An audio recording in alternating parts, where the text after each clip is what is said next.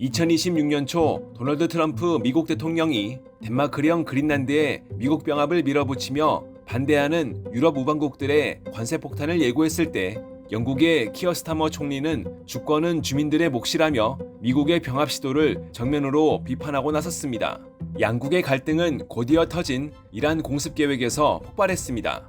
스타머 총리가 국제법 위반 우려를 이유로 영국 본토의 페어퍼드 기지와 인도양 디에고 가르시아 기지의 사용 승인을 초기에는 단호히 거부해버린 것입니다. 새 행정부 출범 이후 그린란드와 이란 문제에서 잇따라 영국의 반대에 부딪히자 미국 정부 내부에서는 강한 불만이 터져나왔습니다.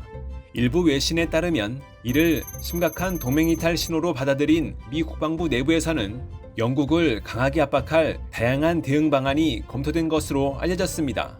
그 가운데 하나가 바로 포클랜드 영유권 문제에 대한 미국의 오랜 중립 기조를 재검토하는 것이었습니다. 하지만 이 내용이 담긴 국방부 내부 문건이 외부로 유출되면서 남대서양의 외딴 섬 포클랜드는 거대한 외교적 소용돌이에 휘말렸습니다. 이 기회를 놓칠 리 없는 인물이 있었습니다. 바로 트럼프 대통령과 긴밀한 관계를 유지해온 아르헨티나의 하비에르 밀레이 대통령입니다.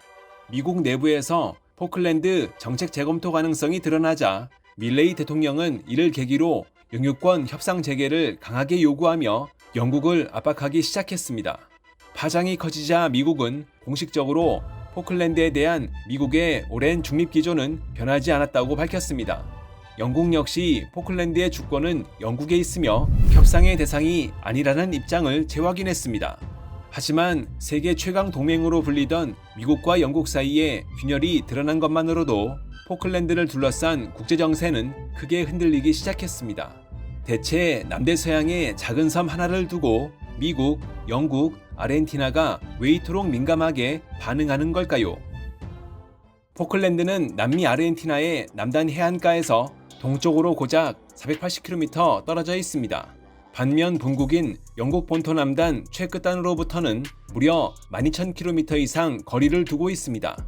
지리적 거리의 비교 자체가 무의미할 정도입니다. 포클랜드의 면적은 약 12,000제곱킬로미터로 제주도의 약 6배에 달하는 거대한 군도지만 이곳에 살고 있는 인구는 고작 3,600여 명에 불과합니다. 더구나 얼마 안 되는 인구의 80% 이상은 수도인 스탠리에 몰려있어 섬 전체는 한적한 분위기를 유지하고 있습니다. 하지만 이 조용한 섬의 주민 성향을 들여다보면 반전이 있습니다. 이곳 주민 대부분은 영국계 이주민의 후손으로 영국 문화권에 속해 있습니다.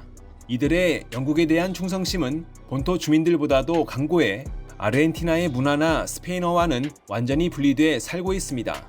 실제 2013년 치러진 주권 주민 투표에서는 투표율 92%, 찬성 99.8%라는 압도적인 비율로 영국의 해외 영토에 남는 것에 찬성하기도 했습니다. 하지만 섬의 이름만큼은 아직 하나가 아닙니다. 영국이 사용하는 포클랜드 제도와 아르헨티나가 주장하는 말비나스 제도가 함께 사용되고 있기 때문입니다. 이는 수백 년 동안 이어져 온 영유권 분쟁이 지금도 끝나지 않았음을 상징적으로 보여주고 있습니다.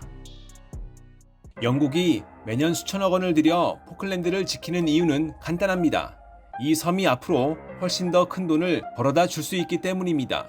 현재 포클랜드 해역에는 영국이 결코 놓칠 수 없는 초대형 유전이 묻혀 있습니다. 포클랜드 북쪽 해역에 위치한 시라이언 해저 유전 개발은 그동안 수차례 연기되며 지지부진했었지만 최근 이스라엘의 나비타스 페트롤리엄과 영국의 로카포 익스플로레이션이 2025년 12월 최종 투자 결정, 즉 사업을 실제 착공하기로 최종 승인하면서 본격 궤도에 올랐습니다. 무엇보다 이 유전에 묻힌 석유의 총 매장량은 무려 9억 1,700만 배럴에 달하는 것으로 추산됩니다. 이는 남대서양에서 개발되는 독보적인 규모로 당장 2028년 상반기부터 첫 상업 생산이 시작될 예정입니다. 생산이 본격화되면 하루에만 약 5만 배럴의 원유가 쏟아져 나올 수 있습니다. 우크라이나 전쟁과 중동위기 등으로 글로벌 에너지 안보가 극도로 불안해진 상황에서 이 거대한 유전은 영국이 결코 포기할 수 없는 핵심 이익입니다. 아르헨티나가 최근 이 유전 개발 기업들을 향해 보복하겠다며 거세게 분노하는 진짜 이유도 바로 여기에 있습니다.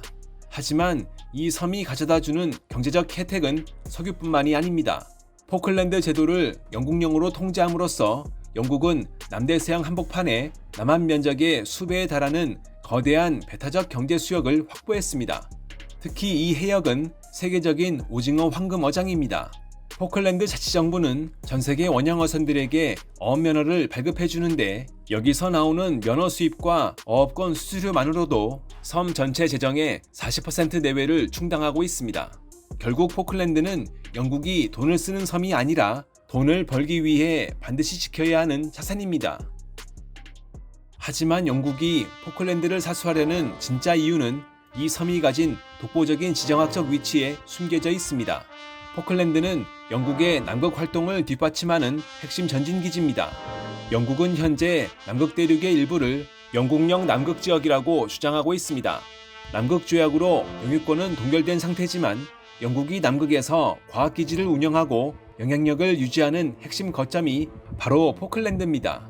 포클랜드는 영국의 남극 활동에 필요한 쇄빙선과 항공기, 보급품을 지원하는 중요한 관문입니다. 기후변화로 글로벌 해상교통의 중요성 역시 빠르게 변하고 있습니다. 특히 국제해상 통로인 파나마 운하가 극심한 가뭄과 물 부족으로 연일 마비되면서 포클랜드의 가치는 높아지고 있습니다. 파나마 운하가 막히면 전 세계의 대형 선박들은 대서양과 태평양을 잇는 남미 대륙의 최남단인 드레이크 해협과 마젤란 해협을 통과해야만 합니다. 포클랜드는 이 거대한 글로벌 해상 길목을 감시하고 신속하게 대응할 수 있는 남대서양의 불침항모 역할을 하고 있습니다. 더 먼 미래를 내다본 자원전쟁의 관점에서도 이곳은 양보할 수 없는 최전선입니다. 현재 남극 대륙의 천연자원 개발을 금지하고 있는 남극조약 환경의존선은 다가오는 2048년 이후 재검토 가능성이 열려 있습니다. 지금으로부터 불과 20여 년 뒤 만약 자원개발 시대가 열리게 된다면 남극에 묻힌 막대한 석유, 천연가스, 희귀 광물을 두고 전 세계의 거대한 영토 전쟁이 본격화될 수 있습니다. 영국이 포클랜드를 포기할 수 없는 이유는 돈과 전략만이 아닙니다. 역사와 정치적 명분 역시 이 섬을 더욱 특별하게 만들고 있습니다. 1982년 아르헨티나 군사정권은 심각한 국내 정치 위기를 돌파하기 위해 포클랜드 제도를 기습 침공했습니다. 당시 영국의 마거릿 대처 총리는 영국 본토에서 12,000km 이상 떨어진 남대서양으로 항공모함과 전함을 급파하는 결단을 내렸습니다. 그렇게 발발한 포클랜드 전쟁에서 영국은 74일간 치열한 사투 끝에 승리를 거두며 섬을 되찾았습니다.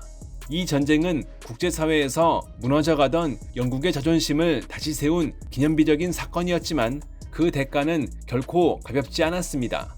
전쟁 과정에서 255명의 영국군 장병과 3명의 포클랜드 주민이 목숨을 잃었습니다. 바로 이 전쟁이 오늘날 영국 정부의 가장 큰 정치적 족쇄가 됐습니다. 2026년 현재 키어 스타머의 노동당 정부를 포함해 영국의 그 어떤 정치 세력도 아르헨티나와의 주권 협상 테이블에 쉽게 앉을 수 없습니다. 만약 포클랜드의 주권을 조금이라도 양보하거나 타협하려는 움직임을 보인다면 영국 내부에서부터 참전 용사들의 숭고한 희생을 모욕하고 국가의 영토를 팔아넘겼다는 치명적인 역풍을 맞을 수 있기 때문입니다. 이미 차고스 제도 문제로 영국의 영토를 내줬다는 비판을 받고 있는 상황에서 포클랜드까지 흔드는 모습은 어떤 정부에도 정치적으로 감당하기 어려운 선택입니다. 영국은 포클랜드를 지키기 위해 앞으로도 막대한 비용을 계속 감수할 가능성이 높습니다.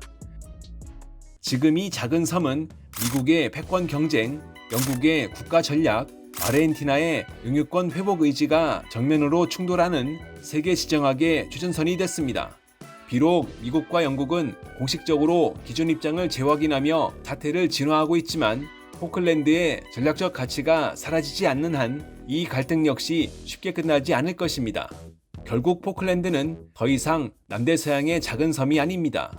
영국의 경제, 안보, 미래 전략이 모두 걸린 국가 전략의 핵심 자산이 된 것입니다. 지도 위에서 영국의 포클랜드와 아르헨티나의 말비나스 중 단 하나의 이름만 남게 되는 날이 과연 올 수 있을까요?